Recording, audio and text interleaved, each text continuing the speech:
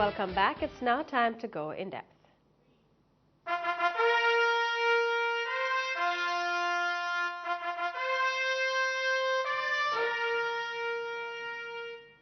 In a matter of hours, Jamaicans will head to the polls in what is expected to be a pulsating atmosphere until a winner is decided. One person keeping a close eye on the day's activities to ensure free and fair elections is political ombudsman Mrs. Donna Parchment-Brown. Our reporter Tanika Thomas sat down with Mrs. Parchment-Brown ahead of Thursday's decision day. She was appointed to office in November 16, 2015, and 3 months later, the newly installed political ombudsman, Mrs. Donna Parchment-Brown, is monitoring Jamaica's 17th general election since adult suffrage in 1944. What's her encouragement to the Jamaican electorate and the two main political parties ahead of Thursday's general election? We speak to the Honorable Donna Parchment-Brown in depth. Welcome to Indepth, Mrs. Parchment-Brown. Thank you so much. It's a pleasure to be with you and your viewers. Okay. Let's start the discussion. Now, Jamaicans head to the polls on Thursday, less than 48 hours away. What's your advice to the Jamaican electorate as well as the leadership of both political parties?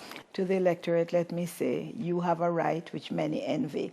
It's a hard-won right, the effort of our forefathers. So please, go out and vote. If you're not able to go out and vote, for whatever reason, still support the idea of our democracy. It's important that the electorate ensures that the candidates and their supporters behave appropriately. And to the leadership, whether at the local level, as campaign managers, as a candidate, or at the national level as heads of their political parties and so on, you need to demonstrate to every Jamaican that you are worthy of our regard and our respect, and that the work you have put in can be rewarded by the way we respond at the polls. It's important that on the day of elections and following elections, the leaders ensure that their teams, their followers, respect the rights of all other Jamaicans. Now, I know you had indicated an interest to speak to both leaders, the JLP leader, Mr. Andrew Holness, and Prime Minister Portia Simpson-Miller, who's the leader of the People's National Party. Did you get a chance to engage them? No, I engaged them on the telephone, but I was not able to have a joint meeting, as was hoped for, based on a number of issues that were still outstanding, and which I thought it important to elevate to the position of the top leadership. I had been working with the general secretaries since 2015, late 2015. I chose in the end to write to both leaders. Although the leader of the JLP had indicated his availability at any time for a meeting, the leader of the PNP had some challenges in terms of scheduling and also working with other members of her team to organize a meeting.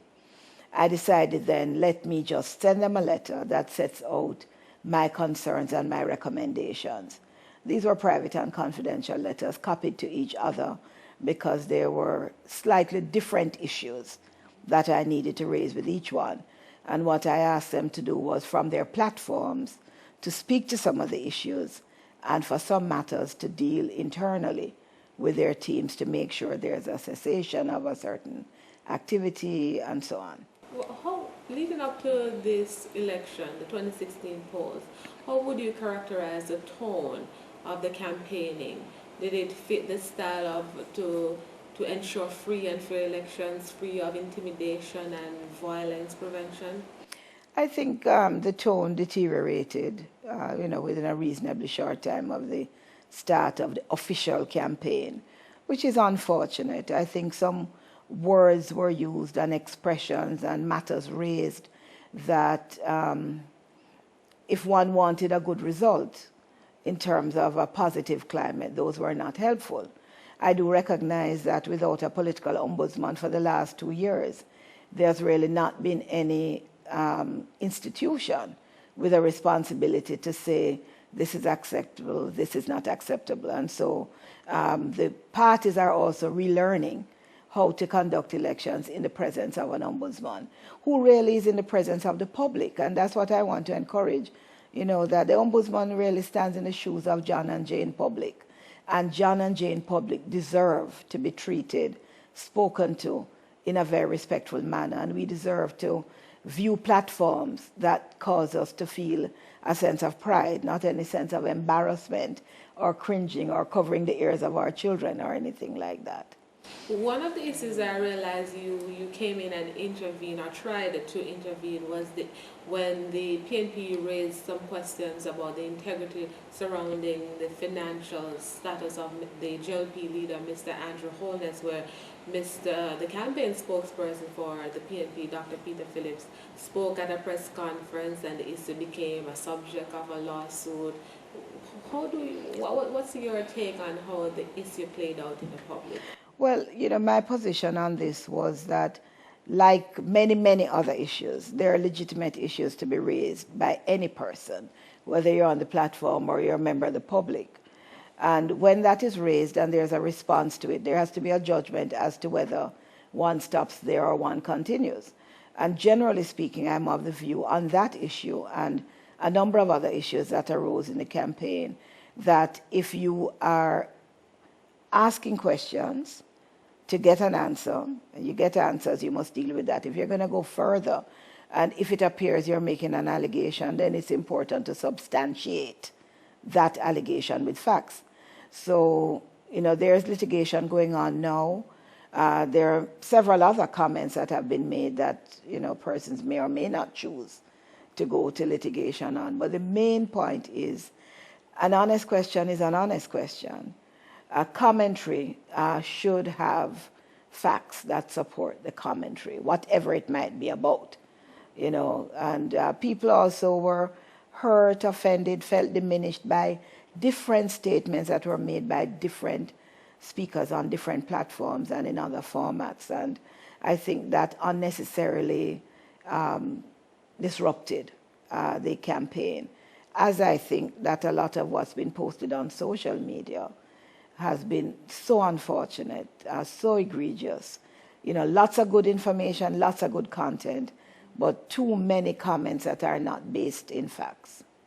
Now, as it relates to our maturity as a democratic society, what's your take on that? Have we matured? Yeah, I'm not comfortable with the concept of maturity and immaturity. We have a robust democratic process. It was hard won by a struggle in 1944. And from 1944, you know, people 21 and over have had the vote. They have not had to have any other qualification like financial capacity or anything like this. Unlike many other countries where these restrictions are actually placed on the democratic process. We have had a number of challenges at different points in our democratic history. And the way we have responded to that is we have built institutions that have sought to modernize and improve. So we have an electoral commission, which moved from an electoral advisory council to becoming a commission of parliament. We have the electoral office, a modern, robust entity with highly skilled personnel working there, security systems, processes to protect before and after the elections. We have offices like mine, the political ombudsman, to assist in the climate and the relationships. Then we have civil society, you know, we have CAFE, we have the National Integrity Action, we have the Broadcasting Commission, and then we have the Jamaica Constabulary Force, the JDF, and of course groups like the Umbrella Group of Churches who are part of the election center process, which is the election day activity that's been established. So many institutions are there. Public education is not at the level it needs to be. We have the code of conduct. You know, that's the agreement and declaration on political conduct. And this agreement and declaration is an agreement by the political parties that says everybody involved will agree to live by these principles. And that was a big step forward in 2005 when this was signed by the JLP and the PNP on their behalf and on behalf of all political parties.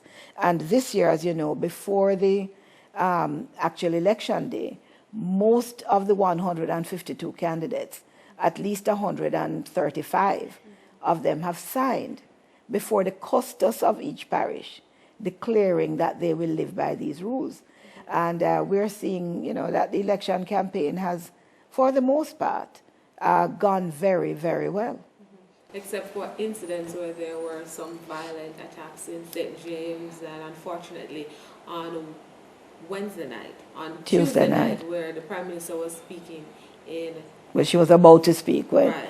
But what I will say in relation to those two really unfortunate incidents that led to loss of life and injury of Jamaicans, there has been no allegation on reflection by either party that this is a partisan political act. They have been attributed to criminality, not politics. So criminality occurring within the political space. I'm not saying nobody attributed it to, but now official word from the parties is that it's not about elections. So on Thursday, Election Day, what is it that the Office of the Political Ombudsman will be doing to be vigilant about what's happening on the ground? Well, we have a very busy day, and the office has a team of Jamaica Constabulary Force liaison officers, 19 of them, and a superintendent coordinating in all the police divisions across Jamaica. And they will, of course, be on the alert to keep us advised of anything that's happening that threatens the good conduct of the day. There's an institution called the Election Center, and we will be based at the electoral office on Red Hills Road. And at that location, the Director of Elections and the Political Ombudsman co-chair the Election Center. We're open at 7 o'clock, and we will go until 5 o'clock at that location. The other members of the Election Center include a representative of each of the political parties, the Broadcasting Commission, the Jamaica Constabulary Force, the Jamaica Defense Force, Citizens Action for Free and Fair Elections, the National Integrity Action, the Jamaica Umbrella Group of Churches. So those representatives sit together in a room all day. We receive all the reports and calls. We're updated on what's going on, positively and negatively. And if any urgent decisions need to be taken on any matter, then we're there to assist the Electoral Office, the Electoral Commission, and the constituted authority, who are really the leaders and owners of the day, because they deal with the logistics, they deal with the law, they deal with all the process. So it's going to be quite a full day, and we look forward to it being a really safe and happy day for all Jamaicans. Thanks so much for joining us in depth, Mrs. Parchment-Brown. My absolute pleasure.